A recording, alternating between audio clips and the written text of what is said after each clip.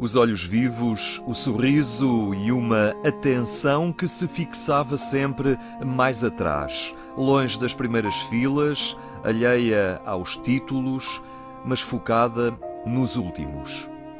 Ousado, corajoso, sem medo, alguns dirão que estas são simplesmente as atitudes de quem assume na sua vida o Evangelho. Ele foi fiel até ao fim ao seu pensamento. Foi fiel mesmo, até ao fim. Era frontal e o que tinha a dizer. Eu sei de políticos amigos, quem era amigo, não é?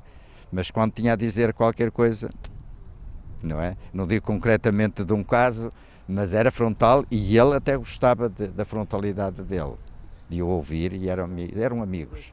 Mas quando tinha a dizer, dizia. Não tinha medo, nem receio nenhum, não é? O pároco de Lessa evoca o homem que nunca se afastou da sua terra, o mosteiro de Lessa do Balio que guardava o seu corpo nesta hora de despedida, o mesmo onde ainda criança conheceu essa mensagem revolucionária que mobilizou a sua vida. Foi por aqui que ouviu falar do próximo e, como ele, é sempre um caminho que leva a Deus. Foi aqui que ele foi batizado, foi aqui que fez as festas de catequese, foi aqui que celebrou a primeira missa, a missa nova, chamada Missa Nova. Foi aqui, portanto, a terra dele, sempre. E mesmo quando, depois de morrer a irmã e os irmãos, e ficou só, custou-lhe deixar a casinha, foi para casa de um sobrinho aqui na Maia.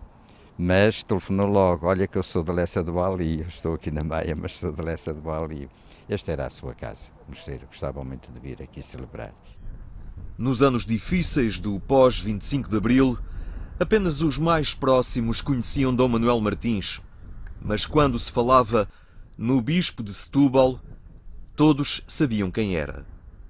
Não o conheciam pelo nome, mas pelo que essa expressão significava. A defesa incondicional dos frágeis. A denúncia forte do que era injusto e indigno. Isso marcou muito, naturalmente, a Diocese, marcou muito o povo de Setúbal e marcou muito o povo português. E nós sentimos isso, porque vivemos esse tempo e recebemos esses ensinamentos, ficamos com esse testemunho. Ele conseguiu entrar no coração de todos e, desse modo, também conseguiu que todos ficassem no coração dele. Se bem que no coração dele sempre estiveram todos. Essa capacidade de diálogo, essa proximidade, essa intimidade com as pessoas, fez dele de facto a referência que é e que vai ser para nós ao longo de todo este tempo. Mas em 1974 ainda nem existia a Diocese de Dom Manuel Martins. Setúbal nasceu como diocese no ano seguinte, pela mão de Paulo VI, e foi em 1975 que o Papa nomeava para a jovem diocese um bispo que vinha do norte. Em outubro de 1975, o acolhimento anunciava que aquela era uma seara difícil para a Igreja. Lessa do Balio também esteve lá, acompanhou. E nessa altura sentimos que seria uma missão difícil em Setúbal. Ele foi apopado, grupos que à volta da catedral, enfim, chamando-lhe, veio do norte, um bispo fascista e não sei mais que, e outras coisas semelhantes, não é? Nós sofremos um pouco ali porque à saída, havia de facto gritaria contra, e sentimos que o perigo também porque a nossa gente andava ali, foram 3 caminhonetas e ficaram junto da catedral. E ele, quando foi a entrada de Dom José Ornelas, há pouco tempo, ele disse uma coisa interessante: se porventura julgaríamos que ele fazia um juízo negativo dos sadinos por o acolherem mal, ele disse que não, ele disse que eles fizeram exatamente o que tinham de fazer, chamar a atenção dos que chegavam para o grito que ia no fundo das almas deles, para o desrespeito a que estavam sujeitos aquelas famílias, aquelas pessoas, naquele momento tão conturbado da Igreja de Setúbal, da nova Igreja de Setúbal e do nosso país no pós-Revolução de Abril. Mas, depressa, a sua ação fez-se sentir, porque era um bispo cheio de ideal e de uma intervenção muito forte numa área de pobreza e também de conflitos sociais e de injustiças. Ele esteve à altura de enfrentar com muita frontalidade, com muito amor, de tal maneira que esta é agora a minha terra, não é? Embora Lessa de Bali sempre no coração. E é fácil encontrar por aqui quem sentisse a proximidade deste filho da terra tão especial. A família era muito boa e ele era muito bom. Quando estava em Setúbal, levava as carradas de roupas que eu via, batatas, couves, tudo que havia, roupa, tudo levava para quando foi aquilo dos meses de salário em atraso, e ele levava para Setúbal porque aquela gente precisava muito de comer. E as pessoas aqui todas gostavam bastante dele, não é? Muito dele. E ele fez uma escola, ajudou para fazer uma escola preparatória que nós não tínhamos, e ajudou a fazer as escolas novas que já estavam, as primárias que já estavam todas velhas. Portanto, ele foi um grande homem aqui em Lessa do Balio, e eu vim para lá morar para a beira dele, ainda conheci os pais e conheci a família toda. Pelo mosteiro de Lessa do Balio passaram muitos amigos, muitas histórias de vida tocadas pela presença de Dom Manuel Martins e que guardam a surpresa pela sua bondade invulgar. Eu era serralheiro e o patrão disse: vamos construir a Torrol da Troia. Vimos ao sábado e vamos ao domingo. E ficava a minha mulher e o meu falecido filho e mais uma filha em casa sozinhos. E eu disse: olha, eu vou ver se consigo alugar uma casinha em Setúbal. E arranjando, não havia o euro ainda, era o escudo. Depois, eu arranjei alugar uma casinha, e o meu grande amigo que morreu, o bispo de Setúbal, e ele era padre na igreja de Sedufeita, era padre. Foi ele que me casou, e havia lá um grande casamento, e ele disse: Joaquim, Adelaide, as palavras que o meu colega está a dizer àqueles noivos, que eu não gosto disso, destes casamentos de luxo, são as mesmas palavras que eu te vou dizer a ti, Joaquim, Adelaide. Agora toma lá 50 escudos, Adelaide, toma lá 50 escudos, Joaquim, e de almoçar a jantar ali à Carvalhosa. Mais tarde a vida leva Joaquim Azevedo a Setúbal e por ali ficou a experimentar até hoje a solidariedade começada com Dom Manuel. Meu grande amigo, eu choro a morte dele, que ele depois veio para Setúbal.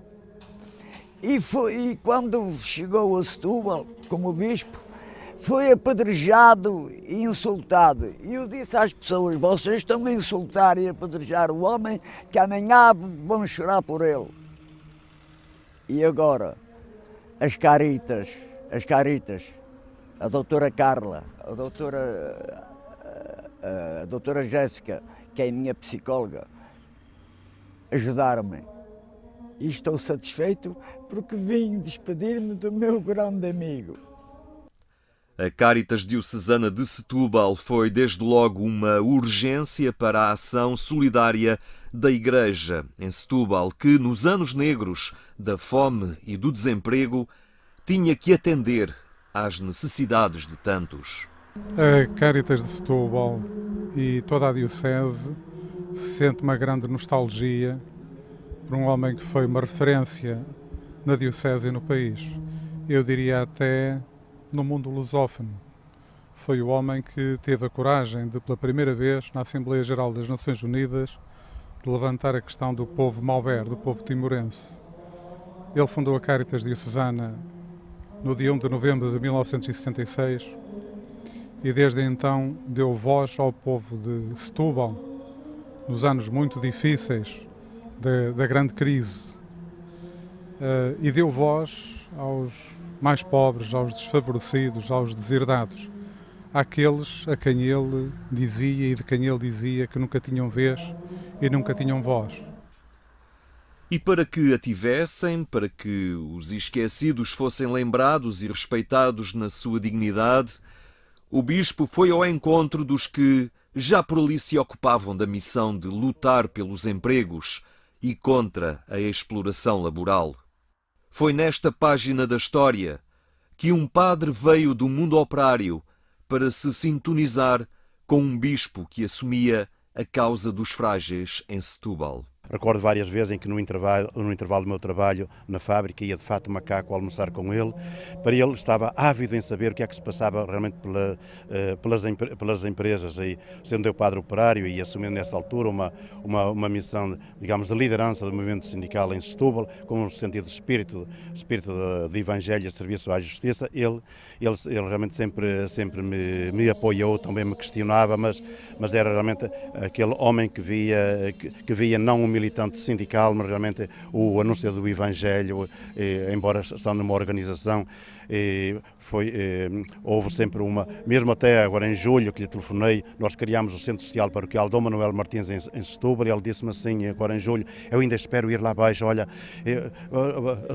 escolher esse nome, olha, fazei o que quiser, assim, com aquela amizade profunda e que realmente, na altura ele era um denunciador da fome e do desemprego, hoje ele continuava a denunciar, era a precariedade da situação dos trabalhadores, a retirada dos direitos sociais aos trabalhadores, da sua dignidade, a humilhação que as pessoas estavam, era sempre o Evangelho tornado vivo, portanto a sua mensagem vai continuar sempre em nós, seus filhos espirituais. Constantino Alves viveu entre a luta sindical e o sacerdócio que abraçou e lhe foi entregue por Dom Manuel Martins. Deixou uma mensagem no programa que sempre que me lembro disso o meu corpo treme.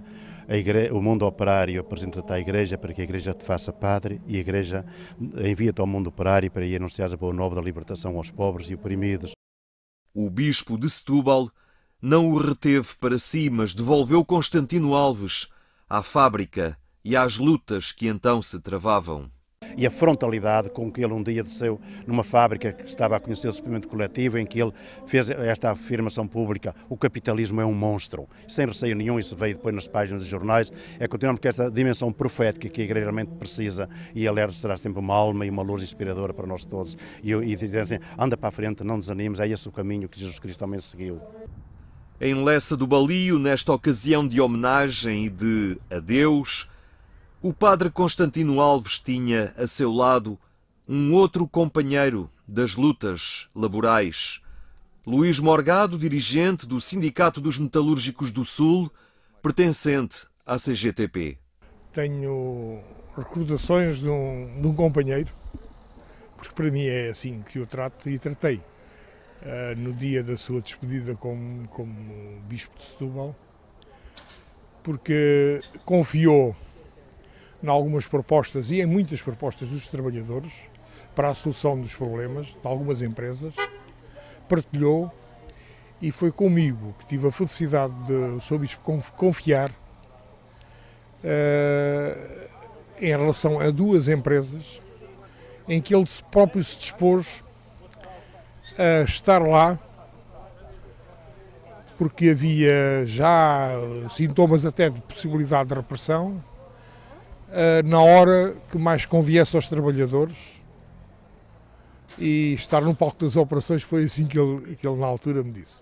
Os tempos eram de emergência social, as empresas fechavam, os salários em atraso tornavam-se regra e os direitos sociais eram postos em causa perante uma conjuntura económica avassaladora. Os sindicatos reconhecem também o contributo do bispo para a causa dos trabalhadores. Deu um contributo decisivo nessa altura, em alguns casos, não tanto para a defesa dos postos de trabalho, porque as situações eram muitas e consumadas, no entanto, pela onda de solidariedade.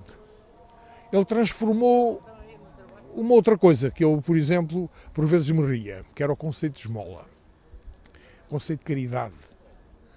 Ele, às tantas, mesmo para os não crentes, trouxe à ideia de caridade a ideia de projeto, a ideia de exaltação dos mais desfavorecidos, procurarem entender o espaço que devidamente têm direito a ocupar na sociedade.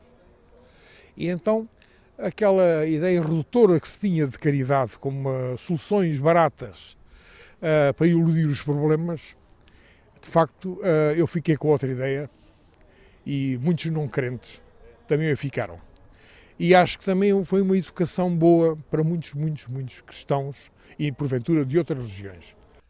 Dom Manuel Martins apresentou-se a trabalhadores e sindicatos com a vontade única de defender a justiça.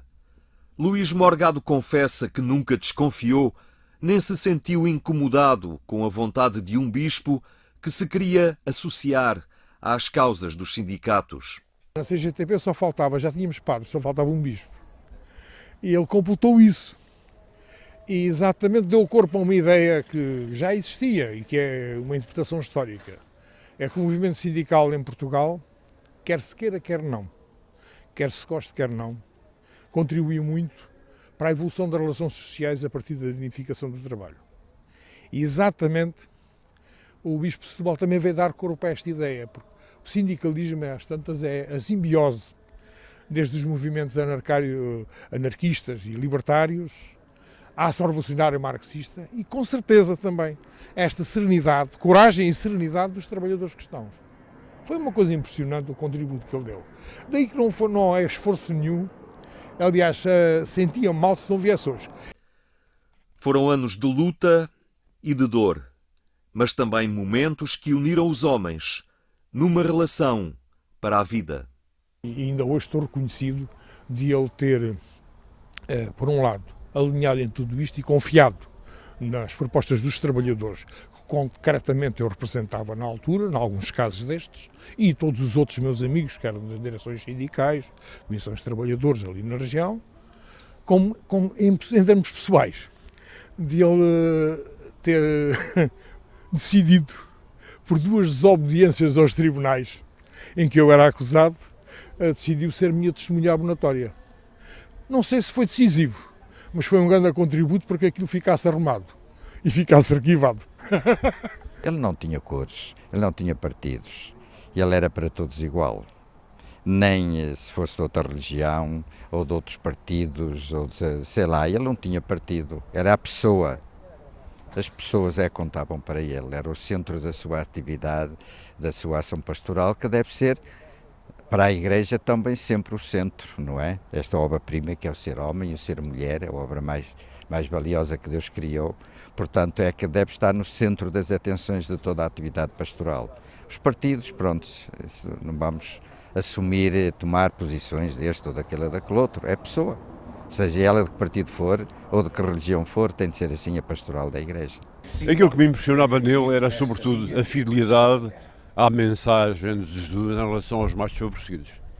E na defesa dos mais desfavorecidos, ele utilizava a sua voz vigorosa, usava o seu desassombro na denúncia de situações inaceitáveis, sobretudo que são a fome e o trabalho infantil, mas não se ficava a palavra.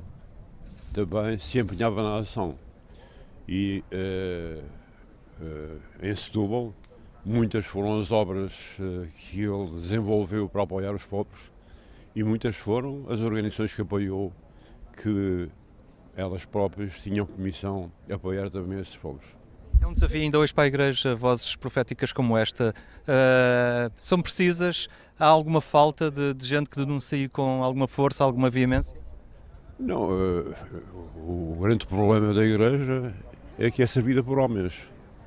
E nem todos os homens estão à altura da Igreja e sobre daquilo que é a mensagem de Jesus. Ele é um exemplo, é uma referência, porque ele estava à altura. Porque ele pretendia e conseguia que aquilo que é fundamental na mensagem divina chega aos irmãos, que é o amor. Dom Manuel Martins continua hoje um desafio, desde logo para a Igreja, para que assuma diante do mundo o que o Evangelho pede, ainda que tal seja difícil e incomode poderosos. Eu acho que a grande lição de Manuel, desde o primeiro instante, é o exemplo de algo que a Igreja em Portugal ainda não conseguiu como estilo, que é ocupar-se dos problemas do mundo com critérios do Evangelho, sem receio de ser confundido com os poderes do mundo. Porque as pessoas dizem logo, fulano, claro, é de esquerda, é de direita, é deste partido ou daquele. Quando Dom Manuel falava da fome, a fome é transversal, e a sede é transversal, e a pouca vergonha é transversal. Mas sempre que ele falava era vermelho, portanto, aparecia de um lado sociopolítico mais que indiciado.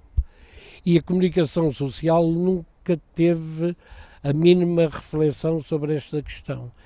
Eu achava que a Igreja em Portugal, que tem tratado destas questões, estão documentos escritos, há posições, mas a Igreja em Portugal, através de nós, e não estou a dar lição a ninguém, devia ser muito mais comum e incisiva a tratar destes problemas que tocam a sério a vida das pessoas.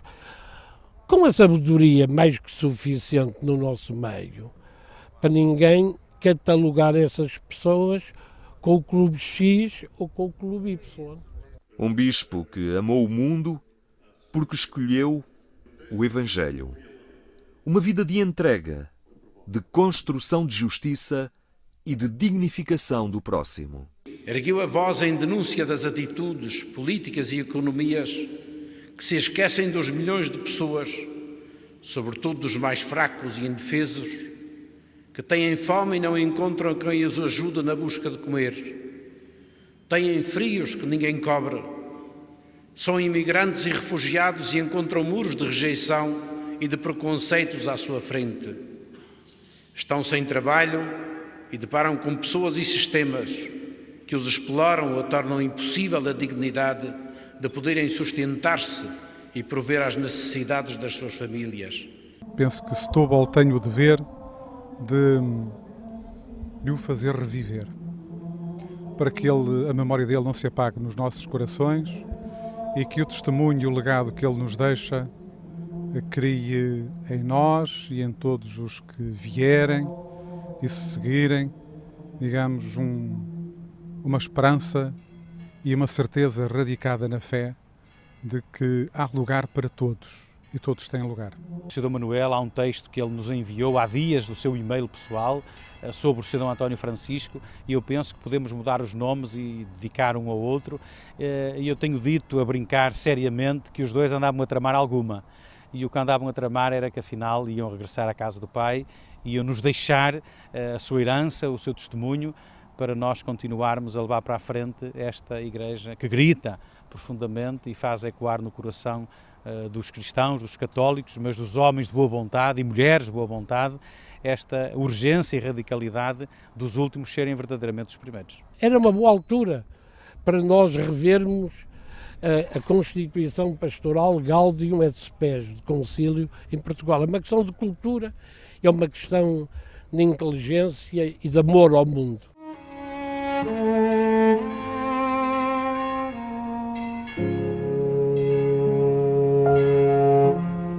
Hoje, o nosso bispo também parte livre de todas as canseiras e preocupações, ao encontro do Senhor que seguiu e serviu ao longo da sua peregrinação na terra.